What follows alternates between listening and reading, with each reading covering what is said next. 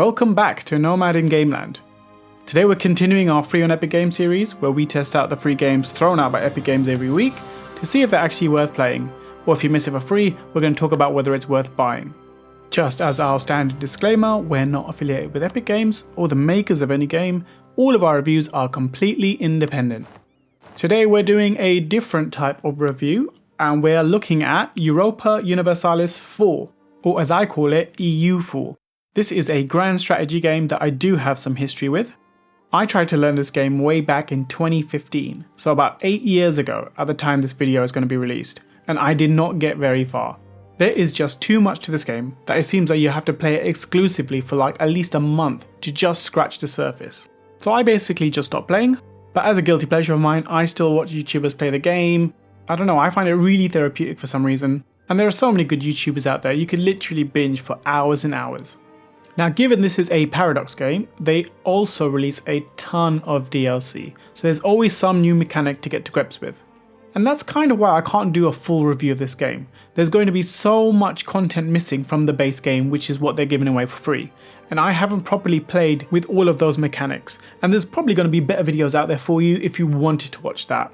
But what I can do is play the game for a bit, show you what I think is missing, and let you know my opinion on whether this is actually worth getting. Now, as I probably mentioned, you can get the base game for free this week from Epic, but to buy the up-to-date game with all the DLC, you'll need to spend about £220. That is an insane price tag for a computer game. Now, based on that, my starting position as to whether this is going to be an actual saving is no. My starting point is that the base game is basically a demo for the full game. You know, early access for the full game, which is over £200. Now what I wanted to see by playing this game was whether I changed my mind or not, or if I just notice a significant lack of features which just reinforces my original position. And I decided to play as Castile, what I thought was going to be one of the easier nations to play. Turns out it bloody wasn't. Now the objective was just to conquer the Iberian Peninsula, have a chunk in North Africa, have a strong foothold in East Asia and their trade nodes, have the strongest presence in South America. It was meant to be straightforward and it really wasn't.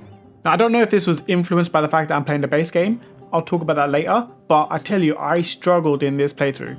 Now the early game's pretty boring, so let me jump in here and tell you what the strongest appeals are for you to play this game. And that is you have a control over history. Now in theory you could play as any nation and conquer the world. In fact the 3 Mountains challenge has you doing just that, where you take the tiny island nation of, I think you say Ryukyu, and you just take over the world.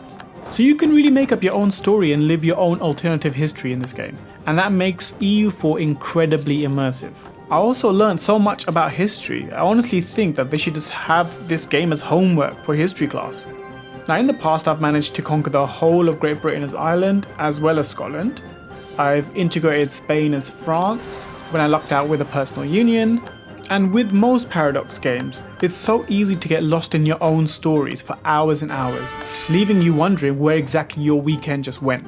So let's have a look at what happened in my playthrough. I started off by messing around with the estates. This is a new mechanic to me, I didn't really know what I was doing, but getting more monarch points seemed like a good idea, as well as cheap loans, so that's what I did. I also seized land, another mechanic I'm not so good at, but it did seem like not too much of a problem. It just spawned a couple of rebels every once in a while, like 3,000 or 4,000, not any trouble whatsoever, and it was a good start to the game. So I started by hiring some advisors, and guess what's missing? You can't focus your monarch points in a particular direction, and there was no abdicate button for my lame heir. When I looked at my ships, I noticed half the buttons were missing. No mothballing for instance, so I was just wasting my money with ships in the harbour. Then I wanted to prep for the Reconquista and build up my military, straightforward enough hopefully. But once I did, guess what? No army professionalism, no drilling. So there they are just chilling, and I had to lower maintenance because there's nothing else to do with them. And then have a look at this mission tree. Does it look any different to you? Yeah, of course, no special mission tree for you on the base game, just some boring generic Castilian ones. Now to be fair, there still is the mission for the Reconquista and to reclaim Andalusia, but nothing compared to what you had if you had some DLC. So next I wanted to plan my war with Granada. Now this is my second run through, not my first one, and I accidentally deleted that footage. Now on the previous run through, I declared calling Portugal as an ally. But one other feature that I didn't notice was missing was specifying provinces of interest. So those Portuguese punks, they started sieging first and they basically took half of Granada. Now that's my bad, I should have been, faster, but it's still really inconvenient that I couldn't say to them, look, I want all of this, right? And it was an Iron Man run as well, so I couldn't even load. So the second time I didn't do Iron Man, I have a video to make. And it was a really hard time against Grenada because Portugal were guaranteeing them for some reason. And on top of that, they were allied to Morocco and Tunis. So I didn't have naval superiority in any way, and I basically got my backside handed to me for a while. Eventually though, I did manage to get all of Grenada. Now with some seriously diminished manpower, I then had to deal with the civil war disaster. I mean seriously, what happened to Castile being an easy start? I had to get mercenaries like 4 times to deal with this. Now after the civil war, luckily I got the Iberian wedding event in 1468, which meant even more rebels and even more mercs, but at least I got Aragon as a junior partner. Once things started calming down, I unlocked my first idea group, and of course I went for exploration. And guess what? Explorers need to be moved manually. Now I didn't actually mind this at first, it just meant I could send them directly to where I wanted. But still, if you wanted to do it automatically, that's another feature missing. I sent my explorer to check out West Africa first. I then quickly devved up my gold mine, but with no state edicts, another feature missing, I couldn't encourage state development there. I had Navarra and Aragon as 2 vassals, but no focus for them, because I think that's another DLC feature. They're just going to do whatever they want in this game. So next up, I wanted to take on Morocco and get some North African land. And the transports would not automatically carry my troops. I had to manually get my troops, put them on a boat, move the boat, get to the province, tell them to come off, then send the boat back and get more troops on. Do you know how annoying that is? I cannot believe that you need to pay to have automatic transports as a feature. But before I went to war with Morocco, I had my first colonists ready to go. What I didn't realize was missing was a native policy. So no choice to have native assimilation or coexistence. Nope. They're just going to trash your colony unless you send some troops. And I had to manually load some troops onto a boat and then carry them all the way over to the colony. So I eventually went to war with Morocco, but again, Portugal beat me to the punch and started sieging Fez. So no way am I getting that fort in the peace deal. And of course there's no way I'm going to give it to Portugal. And this would have been easily avoided if I had provinces of interest. So I ended up settling for 3 provinces. At this point, I'm eyeing up Portugal for myself. Now I thought there was a mission to get them as a junior partner. I mean, I don't know for sure, but in either case, I definitely didn't have access to it in the base game. I start again with my West Africa colony, but this time I send some troops to protect it. I also relax for a bit because my manpower still hasn't managed to recover from those civil wars. And I get my second idea group and I go for expansion. I finally get some cannons so I can actually do some sieging. My ally Austria has become papal controller. I actually have no idea if that's a good thing or not. And what has to be the stupidest thing I've seen, Portugal for some reason wants to take Fez from Morocco, but Morocco has allied the Ottomans. That sounds like a good idea, but I'm afraid I'm going to have to back out. Plus I've been looking for a reason to break my alliance with them so I can invade them. I get my second colonist and this time I'm eyeing up the Caribbean. I manually go looking for it, lose 4 ships in the process, but I do manage to find Puerto Rico. I try again with 1 ship, probably one of the benefits of not having DLC, and eventually find the island of Martinique. It also means I need to send more troops out there to protect the colony, and I have to manually put those troops onto the boat and send the boat myself. Unsurprisingly, Portugal's not doing so well in their war with Morocco and their friends the Ottomans, so I start preparing for war with Portugal.